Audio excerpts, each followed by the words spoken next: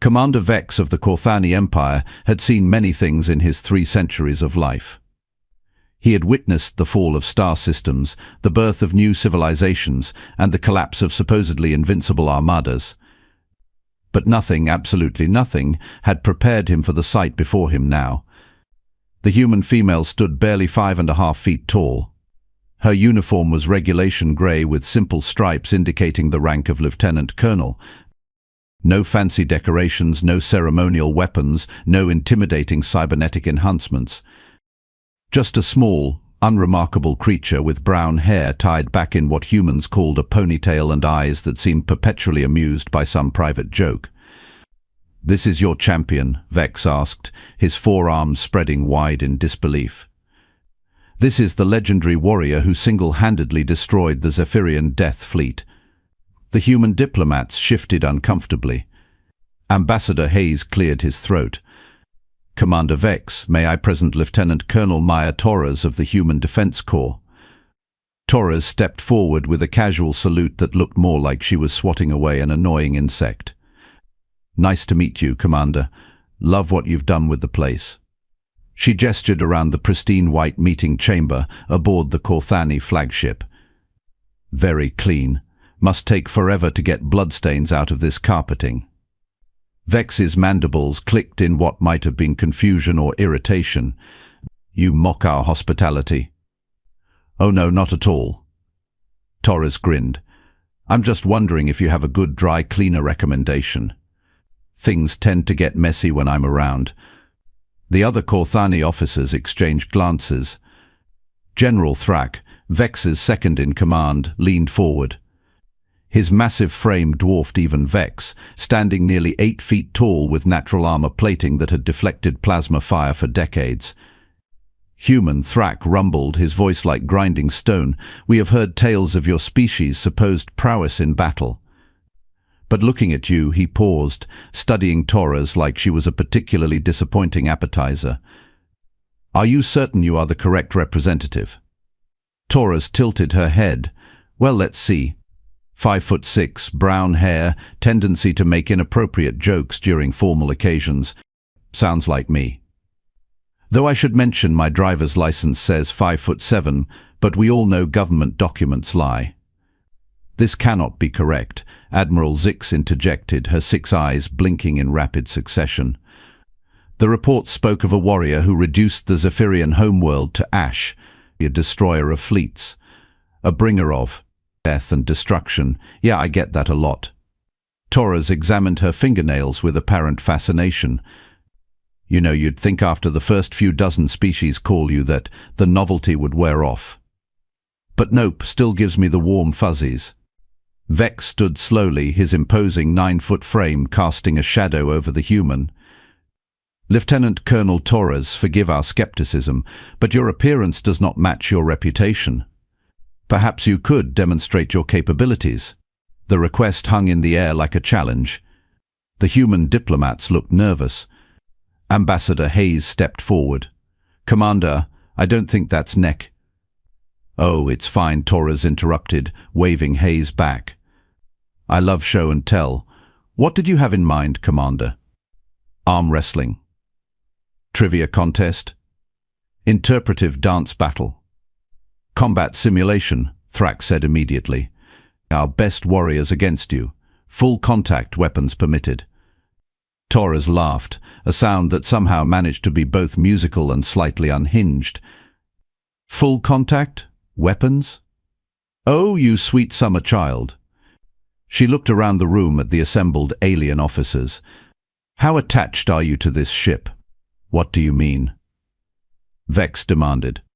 "I mean," Torres said, still smiling that unsettling smile, "the last time someone asked for a combat demonstration, I accidentally vaporized their entire training facility. And the mountain it was built on, and the small moon orbiting nearby. Insurance was a nightmare." The silence stretched for several heartbeats. Finally, Admiral Zix spoke. "You jest." "Do I?" Torres raised an eyebrow. "Tell you what, let's start small. How about I just show you a little party trick?" Before anyone could object, Torres reached into a pocket and pulled out what appeared to be a simple metal sphere, no larger than a marble. She held it up between her thumb and forefinger. "This," she said conversationally, "is what we humans call a pocket nuke." Not very creative naming, I admit, but we're practical people. It's only got about a quarter kiloton yield, perfect for urban renewal projects or removing stubborn stains. Every alien in the room took an involuntary step backward. Thrak's hand moved to his sidearm. "Relax, big guy," Torres said, noticing the movement. "The safety's on, probably. These things are notoriously finicky. Sometimes they go off if you look at them wrong. Other times they just sit there like expensive paperweights. Quality control in human weapons manufacturing isn't what it used to be. You carry nuclear devices as casual armaments." Vex's voice had risen to what could charitably be called a squeak. "Oh, this little thing? This is just for emergencies. You should see what I keep in my locker back on the ship." Torres tossed the sphere casually from one hand to the other, causing another collective flinch from her audience. "I've got enough firepower in there to sterilize a small continent, or a large space station, depending on atmospheric conditions and prevailing winds." She paused in her juggling to study their faces. "You know, you all look a little pale. Well, paler than usual. Do any of your species get motion sickness? Because this is nothing compared to the fun stuff." General Thrak found his voice first. "The Zephyrian Death Fleet. Tell us how you destroyed it." "Oh, that old thing." Torres shrugged and pocketed the sphere, much to everyone's relief. "That was actually kind of boring. They sent, 300 ships? All lined up in perfect formation, just begging for a coordinated strike." 300 ships, Admiral Zix repeated faintly. "The most powerful fleet in known space." "If you say so." Torres seemed genuinely unimpressed. "I mean, they had pretty good shielding, I'll give them that. Took almost 30 seconds to punch through, and their weapons were decent. Definitely stung when they hit." "Stung?" Vex leaned forward. "Their plasma cannons could melt through a mile of solid titanium." "Yeah, they put a few holes in my jacket. I was pretty annoyed about that. It was my favorite jacket. Had this nice leather patch on the elbow and everything." Torres' expression darkened slightly. "I may have overreacted a bit." "Overreacted how?" Thrak asked, though he seemed to dread the answer. Torres brightened again. "Well, I figured if they wanted to play with big guns, I'd show them what a really big gun looked like. So I fired up the main cannon." "What type of weapon system?" "Oh, you know, standard human equipment. Antimatter accelerator with a gravitational lens focus array. Nothing fancy. We call it the Planet Cracker, but that's mostly for marketing purposes. It's actually only cracked 2 planets. The rest it just completely vaporized."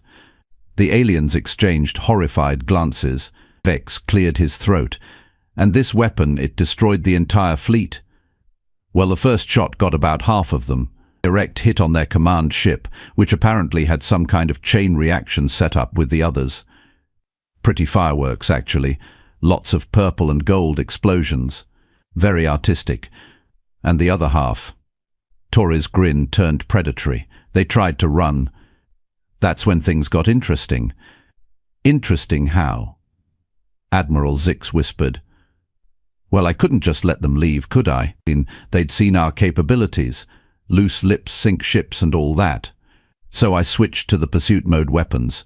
Quantum torpedoes mostly, self-guided, faster than light. With just enough AI to be vindictive, but not enough to file a complaint with the ethics committee." "Quantum torpedoes," Thrak repeated numbly. "Each one packs about the same punch as a small star going supernova. We usually save them for special occasions, but I figured a death fleet qualified. Took about 15 minutes to hunt down all the runners. The last few tried to hide in an asteroid field, which was actually pretty clever. Too bad the torpedoes don't really care about obstacles. They destroyed the asteroids as well. asteroids, 3 small moons, and a gas giant that happened to be in the neighborhood. The shockwave reached the outer system and scrambled some satellite networks, but no major damage. Well, except for the Zephyrian mining colony on the 4th planet. They got evacuated, mostly. Mostly. Vex's voice was barely audible. I think a few of them were in the bathroom when the evacuation order came through. These things happen in war. Torres shrugged philosophically. At least it was quick. Instantaneous, really. 1 second they're there, next second they're part of the expanding plasma cloud. Very efficient. The silence that followed was profound. Several of the alien officers were now sitting down, looking distinctly unwell. Ambassador Hayes looked like he wanted to crawl under the conference table. Finally, Commander Vex found his voice. "Lieutenant Colonel Torres, how exactly did you achieve your current rank?" Torres pointed toward the nearest viewport, which showed a distant star system. "See that burned-out husk where the Zephyrian homeworld used to be?" All eyes turned to follow her gesture. In the distance, barely visible, was a slowly expanding cloud of debris and radiation, where once a thriving planet had orbited. "I did that on a Tuesday," Torres said cheerfully. Promotion ceremony was the following Friday. Funny how paperwork moves so much faster after you accidentally genocide an entire aggressive species. Accidentally? Admiral Zik squeaked. Well, mostly accidentally. I was aiming for their military installations, but it turns out their planet had an unstable core. Who builds a homeworld on an unstable core? That's just poor urban planning. When the first antimatter torpedo hit, the whole thing went up like a Roman candle. Torres paused thoughtfully. Although, to be fair, they did ask for it. I mean, they declared war on humanity with a formal challenge to single combat. Their champion versus our champion, winner takes all. They just didn't specify that our champion would show up with enough firepower to sterilize half the galaxy. Single combat, General Thrax said slowly. You consider planetary bombardment to be single combat. Hey, I was the only human there. That makes it single combat by definition. Not my fault they brought friends. Torres' smile turned absolutely feral. Besides, they cheated first. Their champion turned out to be a moon-sized battle station with a population of 50 million warriors. So I figured, fair's fair. Commander Vex sat down heavily. And this is typical human military doctrine. Oh no, not at all, Torres said, looking shocked. This was actually pretty restrained for us. I didn't use any of the really nasty weapons. No reality bombs, no temporal disruptors, no consciousness-eating nanites. Just good old-fashioned antimatter and quantum physics. Reality bombs, Admiral Zix whispered. Yeah, those are fun. They basically convince local space-time that it doesn't exist anymore. Very clean, very thorough. Leaves a perfect sphere of absolutely nothing. We've only used them twice, and both times were accidents. Well, mostly accidents. Ambassador Hayes finally found his voice. Colonel Torres, perhaps we should. Oh, we're just getting to the good part, Torres interrupted.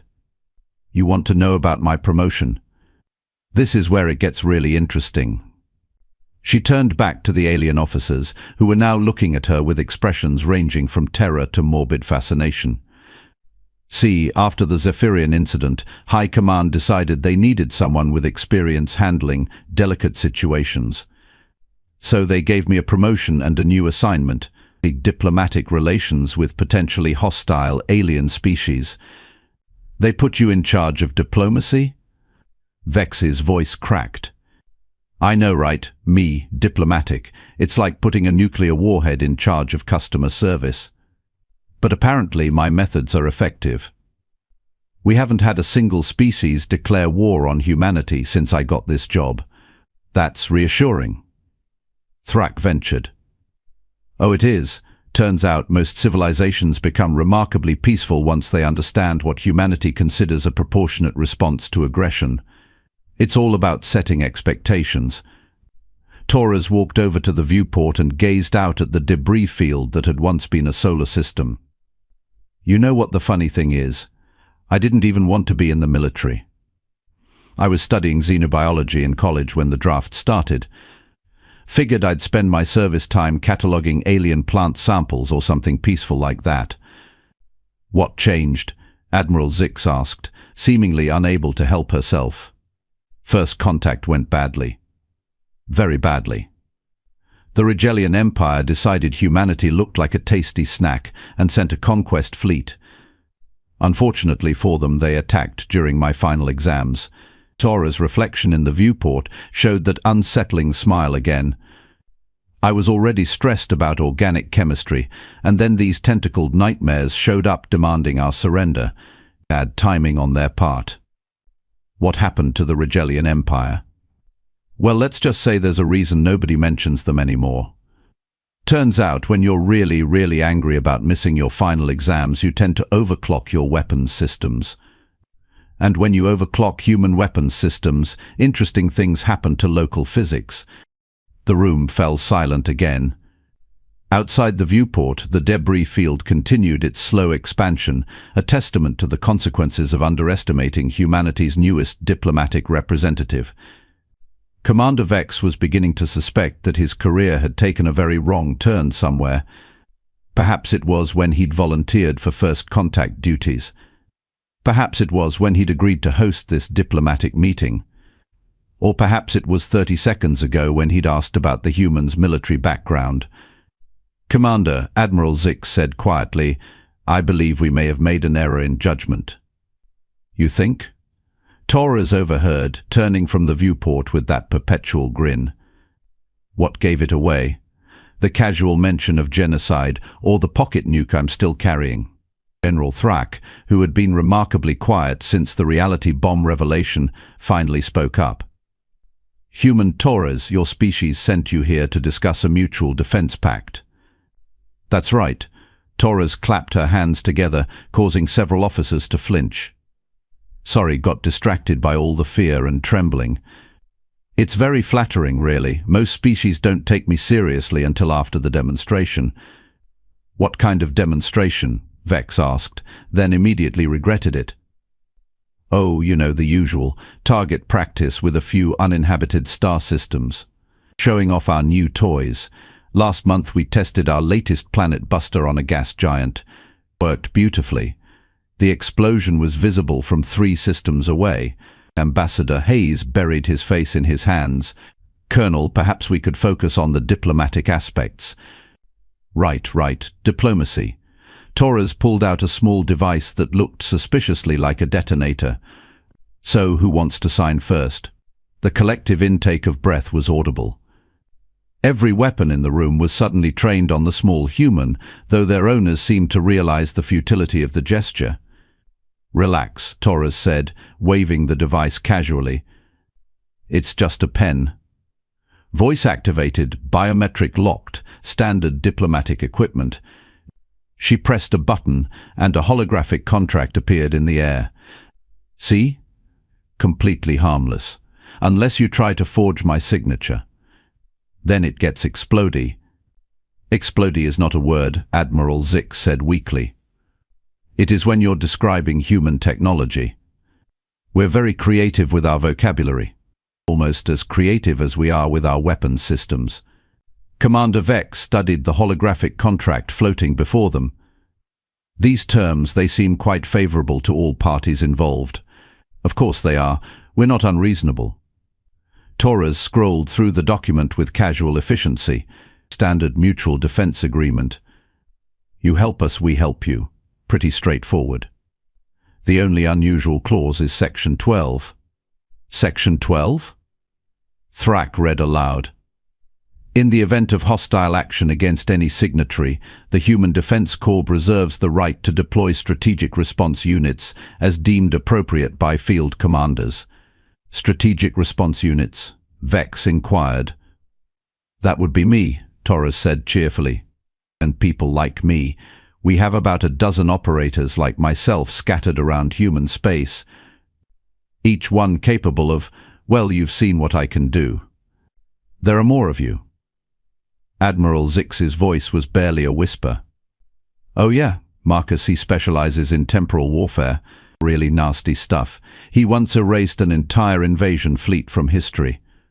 They never existed in the first place. Very clean, very thorough, and it doesn't mess up the timeline. Much. Torres continued scrolling through the contract. Then there's Elena. She does biological warfare, but the fun kind. Her specialty is turning enemy weapons against their users. Last conflict, she convinced an entire armada's worth of smart missiles that their targets were actually their launch platforms. The irony was delicious. And the others? Thrak asked, morbid curiosity overcoming common sense. Well, there's Jake. He handles psychological operations. He can drive entire civilizations insane just by broadcasting the right frequency patterns. Very effective, though the screaming does get annoying after a while. Torres paused thoughtfully. Oh, and Rebecca does dimensional warfare. She once banished an entire enemy fleet to a pocket universe where physics works backwards. They're still there, technically, still fighting a war they've already lost in a place that doesn't really exist. Dimensional warfare, Vex repeated numbly. Of course humans have dimensional warfare. We have everything, Commander. That's what makes us such excellent allies and such terrible enemies. Torres' smile turned predatory again. The choice is really quite simple. Sign the treaty and gain access to the most devastating military force in known space. Or don't sign it and, well, let's not explore that option. General Thrak leaned forward. Are you threatening us? Me? Threatening? Perish the thought. Torres looked genuinely offended.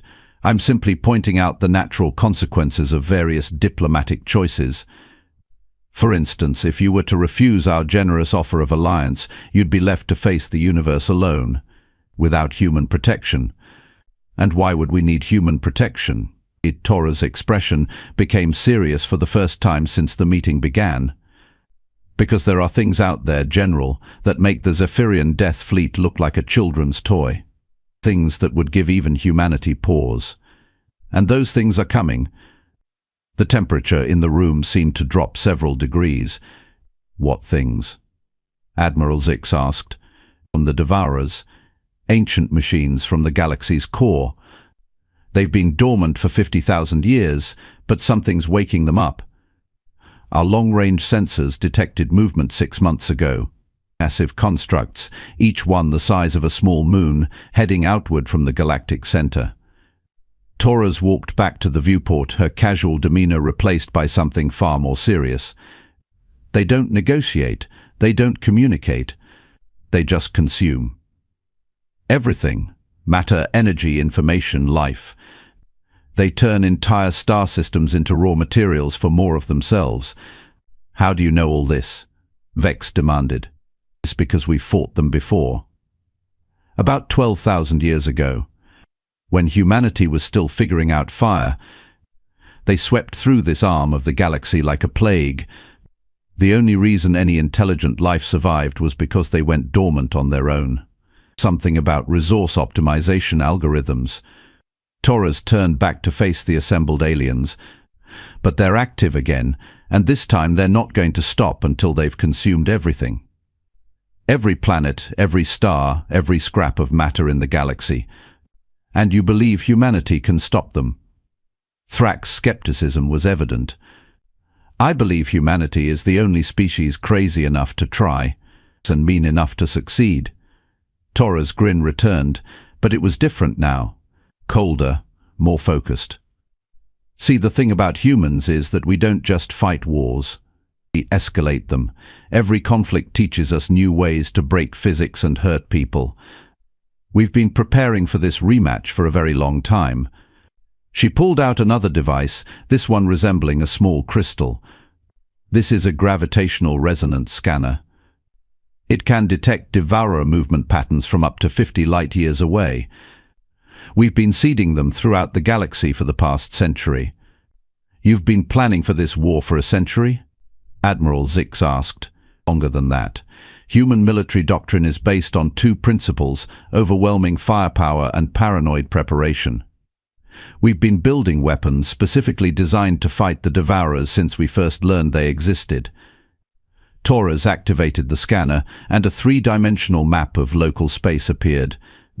Red dots marked devourer positions, slowly but inexorably moving outward from the galactic core. They'll reach the outer rim colonies in about 18 months, the core worlds 6 months after that.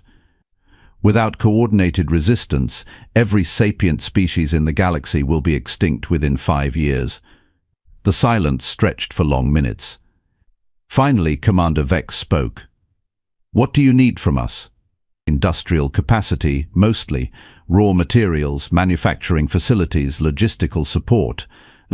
We've got the weapons, but we need the infrastructure to deploy them galaxy-wide." Torres scrolled through another section of the contract. "In exchange, you get human military protection and access to our defensive technologies." "What kind of defensive technologies?"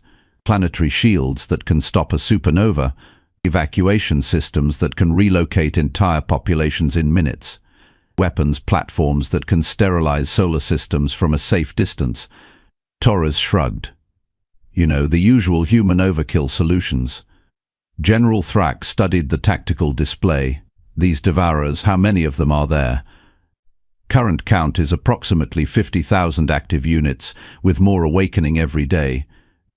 Each one is essentially a mobile factory capable of converting an entire star system into additional units within a few months." 50,000, Vex whispered. "How can anyone fight 50,000 planet-sized war machines?" "Very carefully and with a lot of explosives," Torres said matter-of-factly. "The good news is that humans specialize in fighting overwhelming odds. It's kind of our thing. The bad news is that even we can't guarantee victory without allies." Admiral Zix looked up from the contract. "If we sign this, what assurance do we have that humanity won't simply conquer us after the Devourers are defeated?" Torres laughed, a sound that managed to be both reassuring and terrifying. "Admiral, if we wanted to conquer you, we wouldn't need a treaty. We'd just show up and redecorate your homeworld with antimatter. The fact that we're here talking instead of shooting should tell you something about our intentions." "Which are?" "Survival, ours and yours. The Devourers don't discriminate between species. They'll consume human worlds just as readily as anyone else's.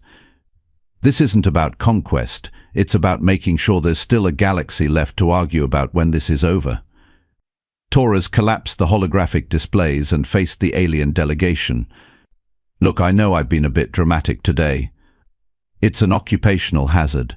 But the truth is, humanity needs allies. Not subjects, not conquered territories. Allies. People who can think for themselves, contribute their own strengths, and help us find solutions we might miss on our own." "And if we refuse?" Thrak asked. "Then you face the Devourers alone, and when they're done with you, they'll come for us anyway. The only difference is that we'll have fewer friends and fewer resources to work with." Torres shrugged. "Your choice, but I'd decide quickly. The enemy isn't going to wait for us to finish our diplomatic discussions." Commander Vex looked around the room at his fellow officers. Fear was evident in every face, but so was determination. These were warriors who had faced death before, even if they'd never faced anything quite like a human diplomat. "The Korthani Empire will sign your treaty," Vex said finally.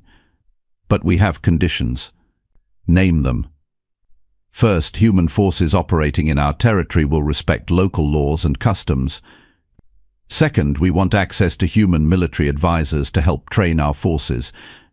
Third, if humanity survives this war and decides to become conquest-minded afterward, we want guarantees of independence." Torres nodded seriously. "Acceptable.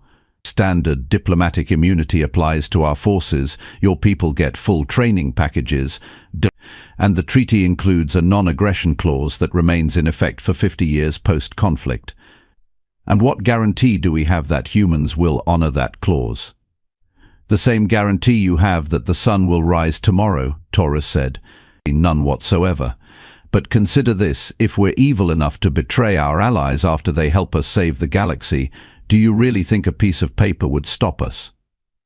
The logic was unassailable, if deeply unsettling. Admiral Zix stepped forward. "The Aquatic Federation will also sign." The mountain clans agree, General Thrak added. Taurus smiled, and for the first time it seemed genuinely warm rather than predatory. Excellent. Now, let's talk about the fun stuff. Who wants to see our new prototype Star Killer? Star Killer? Vex asked faintly. Oh yes, we figured if we're going to fight moon-sized enemies, we needed moon-sized weapons. So we built some. Several, actually. They're quite impressive. Each one can punch a hole clean through a gas giant. Torres began walking toward the exit, still talking cheerfully.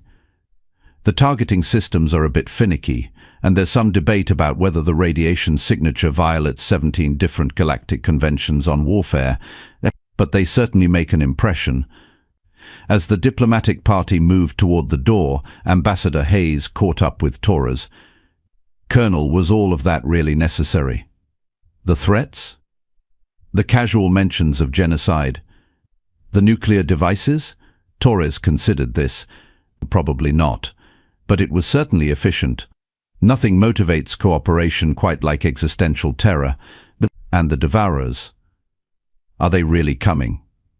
Torres stopped walking and looked back at the viewport, where the burned remnants of the Zephyrian system continued their eternal dance in the void. Ambassador, she said quietly, the Devourers are the least of our problems. What should really terrify everyone is what humanity is going to become by the time we're done fighting them. And with that cheerful thought, Lieutenant Colonel Maya Torres, diplomat and destroyer of worlds, led her new allies toward a future that would make the burning battlefield behind them look like a peaceful garden party. The galaxy would never be the same. But then again, it never was once humans got involved.